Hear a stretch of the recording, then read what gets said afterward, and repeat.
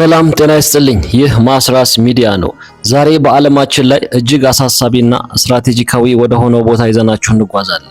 የዓለም ኢኮኖሚ እስትንፋስ የሆነው የሆርሙዝ የባህር ሰርጥ ስትሬት ኦፍ ሆርሙዝ በአሁኑ ሰዓት በአዲስ ውጥረት ውስጥ ይገኛል። ኢራን በሰርጡ በሚያልፉ መርከቦች ላይ የጥበቃ ክፍያ ወይም ታሪፍ ለመጣል መወሰኗንና እየጣለች መሆኑን አሜሪካና ምዕራባውያንን አስቆጥቷል። ይህ እርምጃ ዓለም አቀፍ ሕግን ይጥሳል? ሰርጡ ሙሉ በሙሉ ቢዘጋ የዓለም ኢኮኖሚ ምን ሊሆን ይችላል?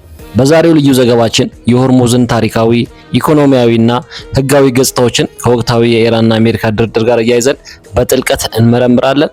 ቻናላችንን ሰብስክራይብ እንደዚሁም ደግሞ ሼር በማድረግ ቤተሰብ ሁኑ።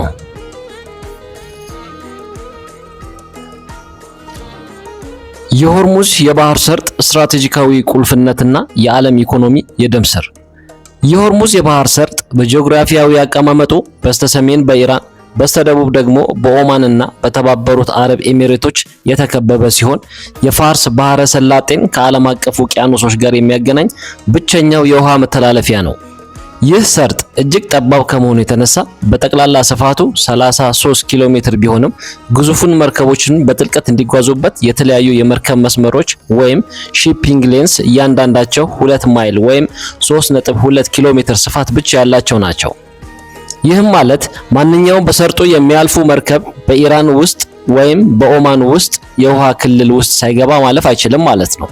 ከኢኮኖሚ አንጻር ሲታይ ሰርጡ የዓለም የኃይል አቅርቦት መተንፈሻ ተብሎ ሊጠራ ይችላል። በቀን በአማካይ ከ21 ሚሊዮን በርሜል በላይ ነዳጅ የሚጓጓዙበት ሲሆን ይህም በዓለም ላይ በባህር ከሚነገደው አጠቃላይ ነዳጅ 30 በመቶውን ይሸፍናል።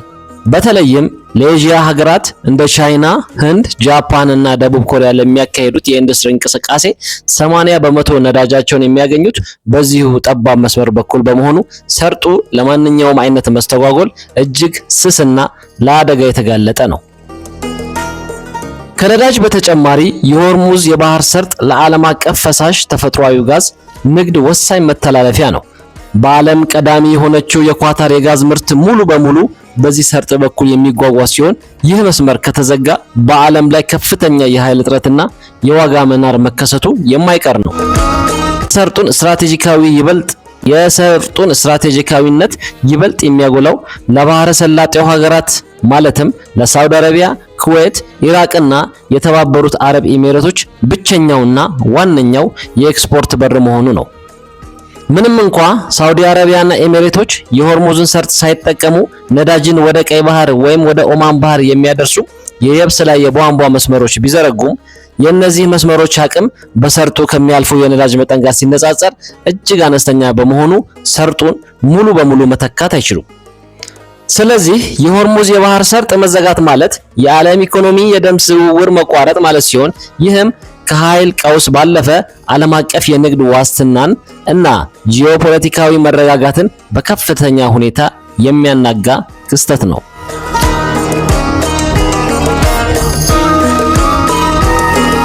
የኢራን ታሪፍና ወቅታዊ ውጥረት። ኢራን በሆርሙዝ የባህር ሰርጥ በሚያልፉ የነዳጅ ጫኝ መርከቦች ላይ የጥበቃ ክፍያ ወይም ታሪፍ ለመጣል መወሰኗ በዓለም አቀፍ ዲፕሎማሲና በሕግ ባለሙያዎች ዘንድ ከፍተኛ ውዝግብ አስነስቷል። እንደ ሮይተርስ እና ፋይናንሻል ታይምስ ዘገባዎች ከሆነ ቴህራን በእያንዳንዱ በርሜል ነዳጅ ላይ $1 ታሪፍ እንዲከፈል የጠየቀች ሲሆን ክፍያውም ማዕቀቦችን ለማለፍ እንዲያስችል በክሪፕቶ ምንዛሪ ወይም ቢትኮይን ወይም በቻይና ዩዋን እንዲፈጸም ትፈልጋለች። ይህ እርምጃ የመጣው በኢራን ላይ የተጣለው የኢኮኖሚ ማዕቀብ የሀገሪቱን የነዳጅ ገቢ በእጅጉ ካዳከመ በኋላ ሲሆን ቴህራን ይህንን ክፍያ እንደ አዲስ የገቢ ምንጭና እንደ ፖለቲካዊ መደራደሪያ ካርድ እየተጠቀመችበት ይገኛል። አክሲዮስ እንደዘገበው በፓኪስታን አደራዳሪነት በኢስላማባድ በሚካሄደው ድርድር ላይ አሜሪካ ሰርጡን በአስቸኳይ ለማስከፈት ከኢራን ጋር እየተነጋገረች ነው። ፕሬዝዳንት ዶናልድ ትራምፕ መጀመሪያ ላይ የጋራ ቢዝነስ ወይም ጆይንት ቬንቸር በሚል የታሪክ ክፍያውን በከፊል የመቀበል ፍላጎት ቢያሳዩም በኋላ ላይ ግን በሰጡት መግለጫ ኢራን ክፍያ የምጠይቅ ከሆነ እንዳትሞክረው የሚል ጠንካራ ማስጠንቀቂያ አስተላልፏል። በሌላ በኩል እስራኤል ይህንን የድርድር የታሪፍ ክፍያ ጥያቄ በጽኑ ትቃወማለች። የእስራኤል ባለስልጣናት እንደሚሉት ለኢራን የሚከፈለው ማንኛውም ታሪፍ ወይም ገንዘብ ለሽብርተኝነትና ለሂዝቦላህ የገንዘብ ድጋፍ ማድረግ በመሆኑ ዓለም አቀፍ ማህበረሰብ ክፍያውን መከልከል አለበት ብላለች። እንደ ሴማፎር ዘገባ የእንግሊዝ መንግስትም ይህን የታሪፍ እቅድ የባህር ላይ ዘረፋ ወይም ሃይጃኪንግ በማለት ውድቅ አድርጎታል። የኢራን ባለስልጣናት በበኩላቸው ሰርጡን ለመክፈት እንደ ቅድመ ሁኔታ እስራኤል በሊባኖስ ላይ የምታደርገውን ጥቃት በአስቸኳይ ማቆም አለባት የሚል ጥያቄ እያቀረቡ ሲሆን ይህ ፍላጎታቸው ካልተሟላ ግን ይህ የጥቅም ግጭት በአሁኑ ሰዓት ታሪፍን እንደ አንድ የሰላም ስምምነት አካል አድርጎ የመቀበልን ጉዳይ በታላላቅ ሀያላን ሀገራት መካከል ከፍተኛ የልዩነት ነጥብ አድርጎታል።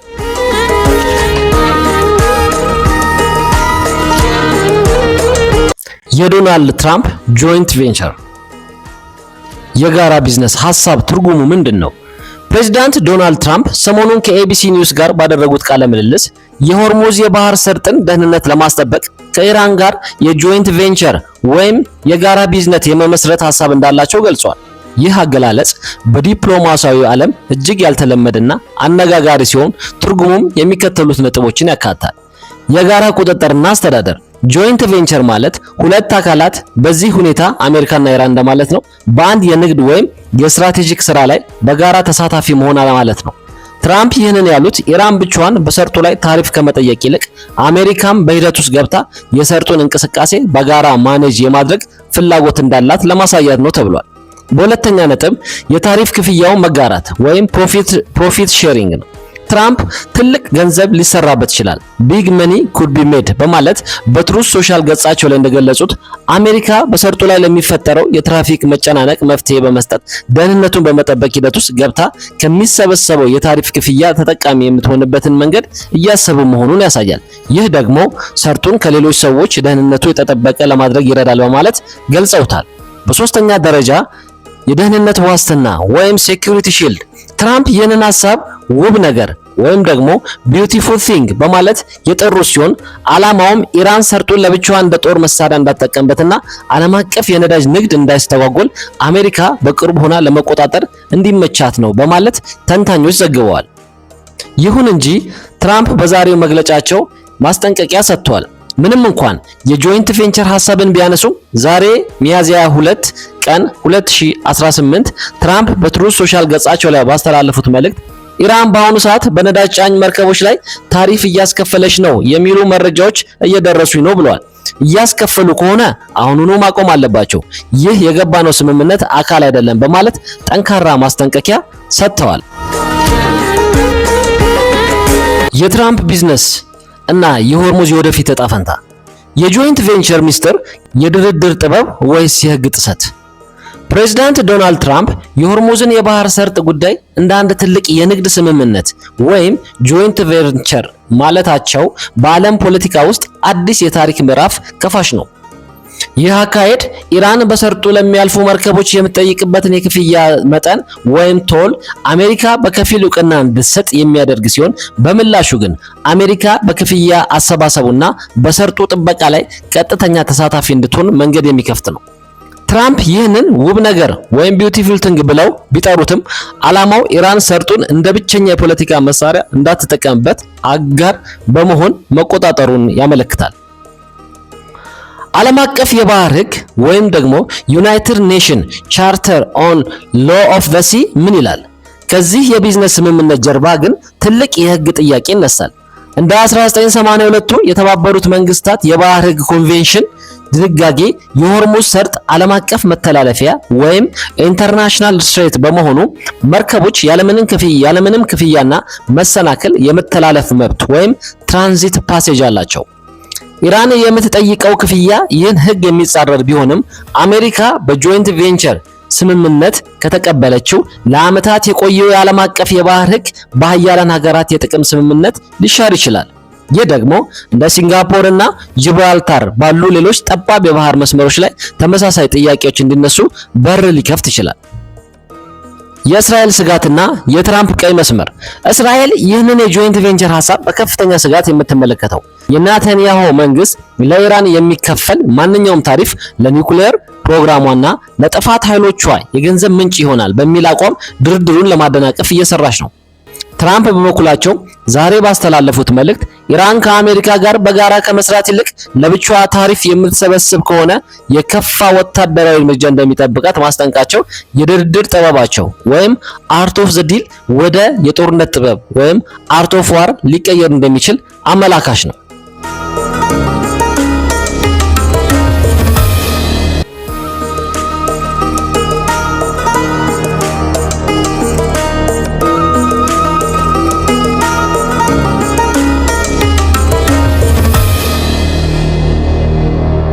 ሰርጡ ሙሉ በሙሉ ቢዘጋ ምን ይከሰታል? የሆርሙዝ የባህር ሰርጥ ሙሉ በሙሉ መዘጋት ለዓለም ኢኮኖሚ እጅግ አስከፊ ቅዠት ወይም ናይትሜር ሴናሪዮ ተደርጎ ይወሰዳል። እንደ አሶሺየትድ ፕሬስ ዘገባ ይህ ሰርጥ ቢዘጋ የዓለም የነዳጅ አቅርቦት በአንድ ጀንበር በ20 በመቶ ገደማ ስለሚቀንስ የነዳጅ ዋጋ በአሁኑ ወቅት ካለበት የዋጋ ተመን ተነስቶ ከ$200 በላይ ሊያሻቅብ እንደሚችል የኢነርጂ ባለሙያዎች ያስጠነቅቃሉ። ይህ የዋጋ ጭማሪ ደግሞ የዓለም አቀፍ ትራንስፖርት፣ የበረራ አገልግሎትና የፋብሪካዎች ምርታማነት ላይ ቀጥተኛ ተጽዕኖ በማሳደር ዓለምን ወደ ከፋ የኢኮኖሚ ድቀት ወይም ግሎባል ሪሴሽን ይከታታል። እንደ አክሲዮስ ትንታኔ የነዳጅ ዋጋ መናር ከኃይል ቀውስ ባለፈ የምግብ ዋስትና ስጋትንም ያስከትላል። ምክንያቱም የግብርና ምርቶችን ለማምረትና ለማጓጓዝ የሚያስፈልገው ወጪ በከፍተኛ ሁኔታ ስለሚጨምር በተለይም እንደ ኢትዮጵያ ያሉ ታዳጊ ሀገራት ለከፋ የዋጋ ግሽበትና የምግብ እጥረት ይጋለጣሉ። በተጨማሪም የሰርጡ መዘጋት ወደ ቀጥተኛ ወታደራዊ ግጭት የሚያመራ መሆኑን ሮይተርስ በስፋት እየዘገበው ይገኛል። አሜሪካና ምዕራባውያን ሀገሮች የዓለምን ኢኮኖሚ ለመታደግ ሰርጡን በኃይል ለመክፈት ኦፕሬሽን ፕሮስፐሪቲ ጋርዲያን ወይም መሰል ወታደራዊ እርምጃዎችና ኦፕሬሽኖችን መውሰዳቸው የማይቀር በመሆኑ መካከለኛው ምስራቅ ወደማይቆም ቀጠናዊ ጦርነት ሊገባ ይችላል። እንደ ሲኤንኤን ዘገባ ኢራን በሰርጡ ላይ ዘረጋቻቸው የሚሳኤል ባትሪዎችና የባህር ውስጥ ፈንጂዎች ይህን ወታደራዊ እርምጃ እጅግ አደገኛና ረጅም ጊዜ የሚወስድ ያደርጉታል። በአጠቃላይ የሆርሙዝ ሰርጥ መዘጋት ማለት የዓለም አቀፍ ንግድ ስርዓት መፈራረስ፣ የኃይል አቅርቦት መቋረጥና የዓለም በሰላም ከፍተኛ ሁኔታ መናጋት ማለት መሆኑን ታላላቅ ምንጮች በአንድ ድምጽ ይስማሙበታል። በአጠቃላይ የሆርሙዝ ሰርጥ መዘጋት ማለት የዓለም አቀፍ ንግድ ስርዓት መፈራረስ፣ የኃይል አቅርቦት መቋረጥና የዓለም ሰላም በከፍተኛ ሁኔታ መናጋት ማለት መሆኑን ታላላቅ የመረጃ ምንጮች በአንድ ድምጽ ይስማሙበታል። ዓለም አቀፍ ሕግና የባህር ሕግ ኢንተርናሽናል ሎ ኤንድ ዩናይትድ ኔሽን ኮንቬንሽን ኦን ሎ ኦፍ ዘ ሲ። በሆርሙዝ የባህር ሰርጥ ዙሪያ ያለው ትልቁ ፍጥጫ የሚመነጨው በዓለም አቀፍ ሕግ ትርጓሜ ላይ ካለው ልዩነት ነው። እንደ አውሮፓውያን አቆጣጠር በ1982 የተፈረመው የተባበሩት መንግስታት የባህር ሕግ ኮንቬንሽን የባህር ላይ እንቅስቃሴን የሚመራ የዓለም ሕገ መንግስት ተደርጎ ይወሰዳል። እንደ አሶሺየትድ ፕሬስ ዘገባ ይህ ሕግ የሆርሙዝ መሰል ሰርጦች ለዓለም አቀፍ መርከቦች ክፍት የሆነ ስልታዊ መስመሮች አድርጎ ይፈርጃቸዋል። የትራንዚት ፓሴጅ ወይም ቀጥተኛ የመተላለፍ መብት መርህ በዩናይትድ ኔሽን ኮንቬንሽን ኦን ሎ ኦፍ ዘ ሲ ክፍል 3 መሰረት በሆርሙዝ ሰርጥ የሚያልፉ መርከቦች ትራንዚት ፓሴጅ የተባለ መብት አላቸው። ይህ መብት መርከቦች ያለምንም ገደብ ክፍያ ወይም የባህር ዳርቻ ሀገራት እንደ ኢራንና ኦማን ማለት ነው ፈቃድ ሳይጠይቁ በሰላም የመተላለፍ መብት ይሰጣቸዋል። እንደ ሮይተርስ ትንታኔ ይህ ሕግ መርከቦችን ፈጣንና ቀጣይነት ያለው ጉዞ እስካደረጉ ድረስ የባህር ዳርቻ ሀገራቱ ጉዟቸውን ለማደናቀፍም ሆነ ታሪፍ ለመጠየቅ የሚያስችል ሕጋዊ መሰረት እንደሌላቸው ይደነግጋል። የኢራን የመከራከሪያ ነጥብና የሕግ ክፍተት ኢራን ለምትጠይቀው ክፍያ የምታቀርበው መከራከሪያ ከሕግ ክፍተት የሚመነጭ ነው። እንደ አክሲዮስ ዘገባ ኢራን ዩናይትድ ኔሽን ኮንቬንሽን ኦን ሎ ኦፍ ዘ ሲ ብትፈርምም በሀገሪቱ ምክር ቤት እስካሁን አላጸደቀችው። በመሆኑም ቴህራን እኔ የምገዛው ኢኖሰንት ፓሴጅ የሚባለውን የቆየ የባህር ሕግ ነው ትላለች። ይህ ሕግ ደግሞ የባህር ዳርቻ ሀገራት ለሰላማቸው ስጋት የሆኑ መርከቦችን የመከልከል ወይም የደህንነት ክፍያ የመጠየቅ መብት ሊሰጥ ይችላል የሚል የራሷ ትርጓሜ አላት። ሆኖም አሜሪካና አገሮቿ ትራንዚት ፓሴጅ አሁን ላይ እንደ ዓለም አቀፍ ልማዳዊ ሕግ ወይም ከስተመሪ ኢንተርናሽናል ሎ ስለሚቆጠር ኢራን ልታከብረው ይገባል ሲሉ ይከራከራሉ። ሕጋዊ ተጠያቂነትና የዓለም አቀፍ ምላሽ ኢራን በሰርጡ ላይ የምታስከፍለው ክፍያ በዓለም አቀፍ የሕግ ባለሙያዎች ሕገወጥ የባህር ላይ ዘረፋ ተደርጎ ይወሰዳል። እንደ ሲኤንኤን ዘገባ ዓለም አቀፍ የባህር ድርጅት ወይም ኢንተርናሽናል ሜሪታይም ኦርጋናይዜሽን እና የተባበሩት መንግስታት ድርጅት የኢራን እርምጃ የንግድ መርከቦችን ነጻነት የሚጋፋ በመሆኑ በዓለም አቀፍ ፍርድ ቤት ወይም ኢንተርናሽናል ኮርት ኦፍ ጀስቲስ ICJ ተጠያቂ ሊያስደርጋት እንደሚችል ያስጠነቅቃሉ። ሆኖም ኢራን ይህንን ክፍያ ለባህር ደህንነትና ለአካባቢ ጥበቃ የምታደርገው ወጪ ማካካሻ እንደሆነ በመግለጽ የህግ ሽፋን ለመስጠት እየሞከረች መሆኑን ብሉምበርግ ዘግቧል። በስተመጨረሻ ተመልካቾቻችን በአጠቃላይ የሆርሙዝ የባህር ሰርጥ ጉዳይ ከቀላል የንግድ መተላለፊያነት አልፎ የአዲሱ ዓለም የኃይል ሚዛን መፈተኛ ቦታ ሆኗል። የኢራን ታሪፍ የመጠየቅ እርምጃ ከኢኮኖሚ ፍላጎቷ በላይ ከአሜሪካ ጋር በድርድር ጠረጴዛ ላይ ብልጫ የማግኘት የታለመ ወይም ስትራቴጂካዊ ቁማር አድርጎ መውሰድ ይቻላል።